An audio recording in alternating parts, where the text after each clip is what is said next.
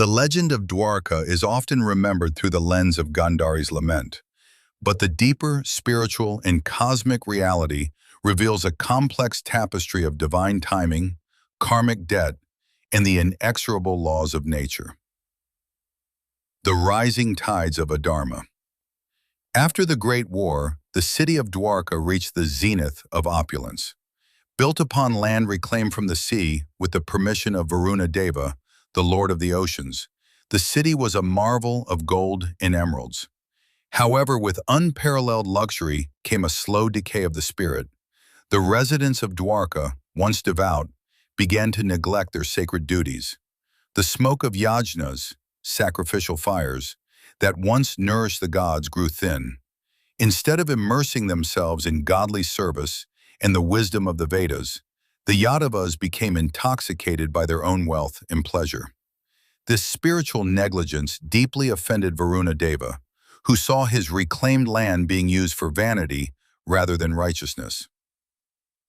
The sage's displeasure. The atmosphere grew heavy with the arrival of sage Durvasa and other high-minded rishis. Expecting a city of penance and humility, they found instead a people consumed by ego. The curse of Durvasa. Known for his volatile temperament, Durvasa perceived the lack of respect shown to the divine order. The residents' folly. When the youth of Dwaraka attempted to mock the sages through deceitful pranks, the cup of patience overflowed. The sages pronounced a grave destiny.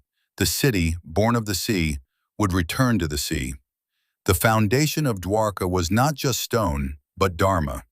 Once the dharma crumbled, the physical city could no longer stand against the wrath of the waves. Krishna's divine intervention. Lord Krishna, the omniscient witness, saw the shadows lengthening over his kingdom. He did not act with pride, but with the humility of a true leader. Seeking to mitigate the suffering of his people, he approached sage Durvasa and the other rishis, offering a sincere apology on behalf of the Yadavas. He also performed penance to appease Varuna Deva. While the vak, the word, of a sage is an arrow that cannot be called back, Krishna's devotion moved them. The sages explained that while the physical Dwaraka was destined to be reclaimed by the ocean, the people need not perish with it. They suggested an evacuation. The migration to Vrindavan. Krishna guided his people away from the sinking coastal paradise back toward the sacred groves of Vrindavan, the land of his youth, where simplicity and devotion reigned supreme. It was a journey from the city of gold back to the forest of the soul. The final transition. As the age of Dvapara Yuga drew to a close, Krishna realized his worldly mission was complete.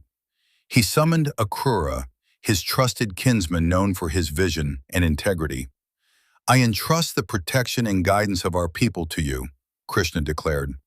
"Lead them with righteousness as I depart for the eternal realm."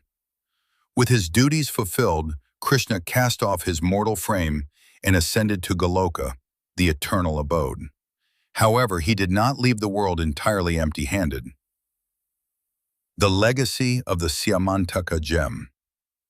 The legendary Syamantaka gem, which possessed the power to protect the land from famine and disaster if worshipped correctly, remained behind.